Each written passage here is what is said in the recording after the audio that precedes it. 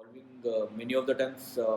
It was always like, no, either it is job worker mistake, supplier used to say, and supplier job worker used to say it is supplier mistake because he has supplied non-grade material.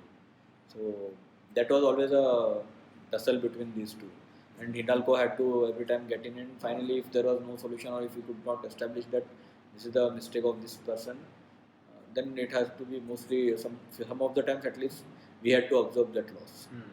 But now we are seeing, so solving that, we had introduced vendor management inventory at job workers for few of the items. But it is very easy to have a contract and have this system in place. But problem is that we as a Hindalco also need an assurance that all that packing material he has already ordered on a supplier. If he is not ordering on time and then he is saying that I have ordered and I'll get it, then and later on if it fails, then Hindalco's orders will get into trouble.